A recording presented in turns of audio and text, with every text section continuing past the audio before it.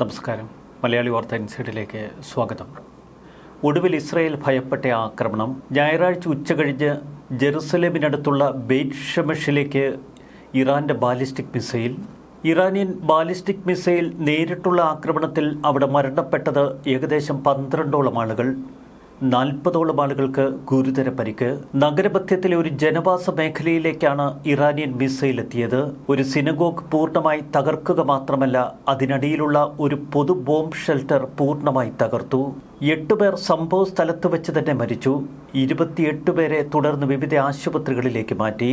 പരിക്കേറ്റ് ആശുപത്രികളിലാക്കിയവരിൽ 4 വയസ്സ് മാത്രം പ്രായമുള്ള ഒരു ആൺകുട്ടിയും ഉൾപ്പെടുന്നു. സംഭവ സ്ഥലത്ത് നിന്ന് ആളുകളെ പുറത്തെത്തിക്കാൻ സൈന്യം വളരെ ക്ലേശിച്ചു. പരിക്കേറ്റവരെ പുറത്തെത്തിക്കാൻ സഹായിക്കുന്നതിനായി ഒരു ഹെലികോപ്റ്റർ ഉൾപ്പെടെ വിപുലമായ സജ്ജീകരണങ്ങൾ ഏർപ്പെടുത്തി. രാജ്യത്തിന്റെ പല ഭാഗങ്ങളിലും ഒരേ സമയം സൈറൺ മുഴങ്ങിയ ഉച്ചകഴിഞ്ഞ് 2 മണി സമയം. അതിന് തൊട്ടു പിന്നാലെയാണ് വലിയ ആഘാതം ജെറുസലേമിനടുത്ത് സംഭവിച്ചത്. ബാലിസ്റ്റിക് മിസൈൽ തടയുന്നതിൽ ഇസ്രയേൽ വ്യോമസേന പരാജയപ്പെട്ടു. പ്രദേശത്ത് വ്യോമ പ്രതിരോധ സംവിധാനങ്ങൾ ശക്തമായിരുന്നു. എങ്കിലും വ്യക്തമല്ലാത്ത ചില കാരണങ്ങൾ കൊണ്ട് ഇന്റർസെപ്റ്ററുകൾക്ക് മിസൈൽ തകർക്കാൻ കഴിഞ്ഞില്ല. 500 കിലോഗ്രാം ഭാരമുള്ള വാർഹെഡ് വഹിച്ച ഇറാനിയൻ ബാലിസ്റ്റിക് മിസൈലാണ് നേരിട്ടുള്ള ആഘാതമേൽപ്പിച്ചത്. മിസൈൽ ആക്രമണത്തിൽ കൊല്ലപ്പെട്ടവരിൽ ഭൂരിഭാഗവും പൊതു ഷെൽട്ടറിനുള്ളിൽ സുരക്ഷിതമായി ഇരിക്കുകയായിരുന്നു എന്ന ധാരണയിലുള്ളവർ. എന്നാൽ ബോംബ് ഷെൽട്ടർ തന്നെ തകർക്കുന്ന ബാലിസ്റ്റിക് മിസൈലാണ് അവിടെ പതിച്ചത്. ബാലിസ്റ്റിക് മിസൈലുകളെ തടയാൻ ഈ ബോംബ് ഷെൽട്ടറുകൾക്ക് കഴിയില്ലേ എന്ന സംശയം തുടർന്ന് ഇസ്രയേലിൽ ശക്തമായി. ജനങ്ങൾക്കിടയിൽ ഒരു പരിഭ്രാന്തി പടർന്നു. ഇറാനുമായുള്ള നിലവിലെ സംഘർഷത്തിൽ ഇസ്രയേലിലുണ്ടായ ഏറ്റവും മാരകമായ മിസൈൽ ആക്രമണമാണ് ഇന്നലെ നടന്നത്. 2025 ജൂണിൽ ഇറാനുമായുള്ള 12 ദിവസ യുദ്ധത്തിനിടയിൽ ഇസ്രയേലിലുണ്ടായ ഏറ്റവും മാരകമായ ആക്രമണം ബാറ്റ്യാം അപ്പാർട്ട്മെന്റ് കെട്ടിടത്തിന് നേർക്കായിരുന്നു. അന്നൊരു മിസൈൽ പതിച്ച് അവിടെ 9 പേർ കൊല്ലപ്പെട്ടു. ഇറാന്റെ കൈവശം ഏകദേശം 2500 ബാലിസ്റ്റിക് മിസൈലുകളുണ്ട് എന്ന് IDF കണക്ക് കൂട്ടുന്നു. 2025 ജൂൺ യുദ്ധത്തിന് മുമ്പ് ബാലിസ്റ്റിക് മിസൈലുകളുടെ ഉൽപാദന നിരക്ക് ഗണ്യമായി ത്വരിതപ്പെടുത്തിയിരുന്നു ഇറാൻ. 2 വർഷങ്ങൾക്കുള്ളിൽ ബാലിസ്റ്റിക് മിസൈൽ ശേഖരം ഏകദേശം 3000-ൽ നിന്ന് 8000-ലേക്ക് വർദ്ധിപ്പിക്കാനുള്ള ശ്രമങ്ങൾക്കിടയിലായിരുന്നു അന്നത്തെ യുദ്ധം. ആ സംഘർഷത്തിനിടയിൽ ഇറാൻ ഇസ്രയേലിന് നേർക്ക് ഏകദേശം 500ഓളം ബാലിസ്റ്റിക് മിസൈലുകളാണ് തൊടുത്തത്. ഇസ്രയേൽ സൈന്യം ആക്രമണങ്ങളിൽ 100 കണക്കിന് മിസൈലുകൾ നശിപ്പിച്ചു. നിർമ്മാണ അടിസ്ഥാന സൗകര്യങ്ങൾ ലക്ഷ്യമിട്ട് നടത്തിയ ആക്രമണങ്ങളിൽ 1500-ലധികം മിസൈലുകൾ തകർത്തുവെന്നാണ് ഇസ്രയേൽ അവകാശപ്പെട്ടത്. എന്നാൽ സമീപ മാസങ്ങളിൽ ഇറാൻ തങ്ങളുടെ മിസൈൽ ഉൽപാദന ശേഷി പുനഃസ്ഥാപിക്കുന്നതിനു വേണ്ടി ഗണ്യമായ ശ്രമങ്ങൾ നടത്തിയിരുന്നു. പ്രതിമാസം ഡസൻ കണക്കിന് മിസൈലുകൾ അവർ ഉൽപ്പാദിപ്പിക്കുന്നു.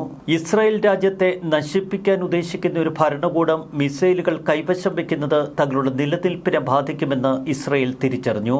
ഇറാനിയൻ ഭീകര ഭരണകൂടത്തെ തകർക്കുക മാത്രമല്ല, അവരുടെ സൈനിക ശേഷി പൂർണ്ണമായി ഇല്ലാതാക്കുകയാണ് ഈ യുദ്ധം വഴി ഇസ്രയേൽ ലക്ഷ്യമിടുന്നത്. ബെയ്റ്റ് ഷെമെഷിൽ ഇത്തരമൊരു ആഘാതമേൽക്കുന്നതിന് തൊട്ടു മുൻപ് ടെല്ലവീവിൽ രാഷ്ട്രീയ നേതാക്കൾ ഒത്തുചേർന്നു. ശനിയാഴ്ച രാത്രി ഒരു റോക്കറ്റ് പതിച്ചതിന്റെ പ്രതിഷേധം അറിയിക്കാനാണ് അവിടെ രാഷ്ട്രീയ നേതാക്കൾ ഒത്തുകൂടിയത്. ശത്രുവിനെ പരാജയപ്പെടുത്താനും മാറ്റം കൊണ്ടുവരാനും ഈ നിമിഷത്തിൽ നമ്മൾ ഒന്നിച്ചിരിക്കുന്നുവെന്ന് പ്രതിപക്ഷ നേതാക്കൾ അവിടെ പ്രഖ്യാപിച്ചു. അതുതന്നെയാണ് ഇസ്രായേലിൻ്റെ ഏറ്റവും വലിയ വിജയവും. യുദ്ധഘട്ടത്തിൽ ഭരണപക്ഷവും പ്രതിപക്ഷവുമൊക്കെ ഒരുമിക്കും. ആരെങ്കിലും നിങ്ങളെ കൊല്ലാൻ എഴുന്നേറ്റാൽ ആദ്യം അവനെ കൊല്ലാൻ എഴുന്നേറ്റ് പോകൂ എന്നാണ് രാഷ്ട്രീയ നേതാക്കൾ തങ്ങളുടെ പ്രസംഗങ്ങളിൽ പറഞ്ഞത്.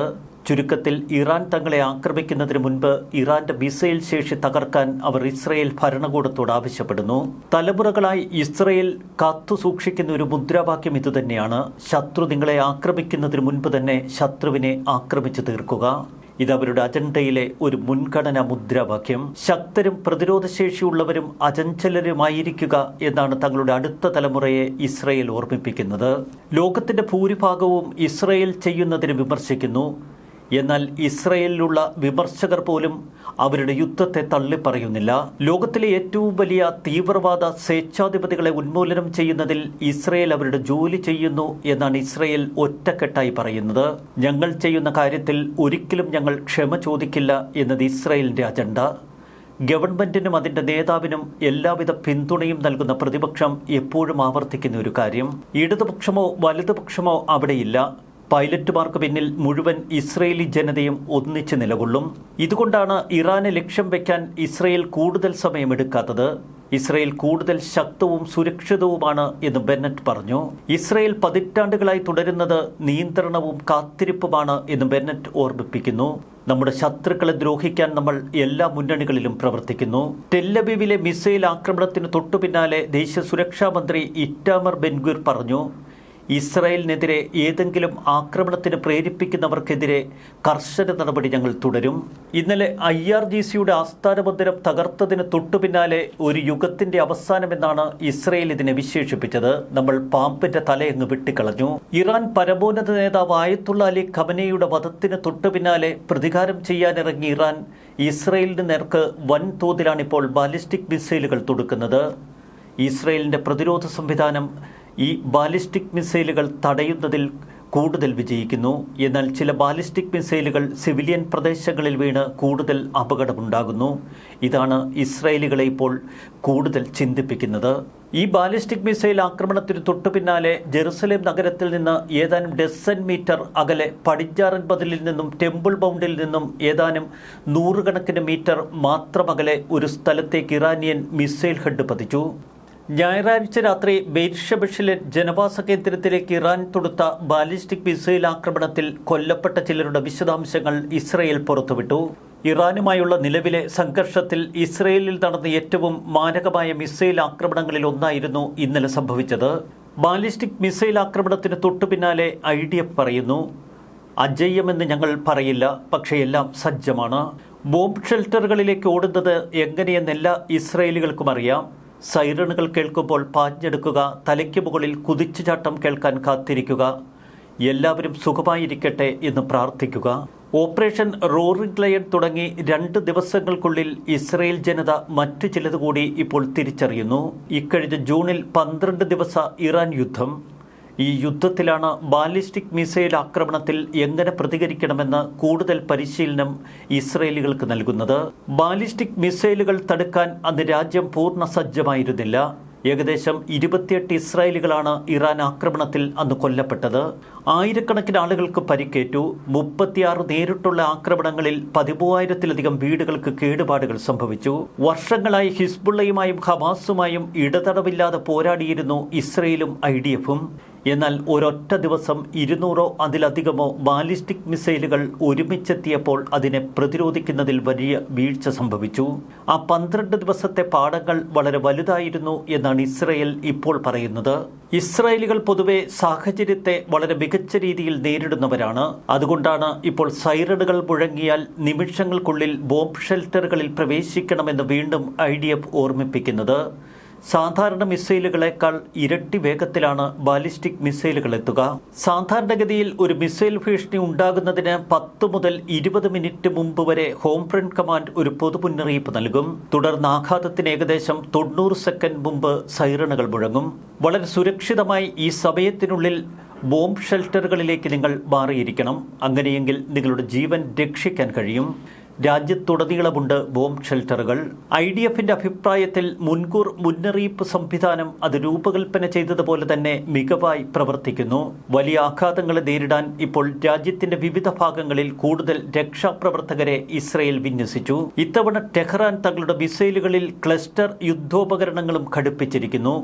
ഇവ വിശാലമായ ഒരു പ്രദേശത്തേക്ക് വ്യാപിച്ചു കിടക്കും. ഇതൊരു യുദ്ധമാണ്. ഇനിയും പരീക്ഷണ ദിനങ്ങൾ മുന്നിലുണ്ടാകുമെന്ന് ഇസ്രയേൽ ഭരണകൂടം ഓർമ്മപ്പെടുത്തുന്നു. പ്രത്യേകിച്ച് ഇറാൻ ഭരണകൂടം മരണവെപ്രാളത്തിൽ ആയുധപ്പുരയിൽ അവശേഷിക്കുന്നതൊക്കെ ഇസ്രായേലിനെതിരെ ഉപയോഗിച്ചാൽ. എന്നാൽ പഠിച്ച പാഠങ്ങൾ ഉൾക്കൊള്ളണമെന്ന് ജനത്തെ ഓർമ്മപ്പെടുത്തുകയാണ് ഭരണകൂടം. ക്ഷമാശീലരായ ജനം ഇതിനകം തന്നെ പരീക്ഷണ വിധേയമായ ഒരു കമാൻഡ് ഘടന എന്നിവയോടൊപ്പം പ്രവർത്തിക്കുന്നു.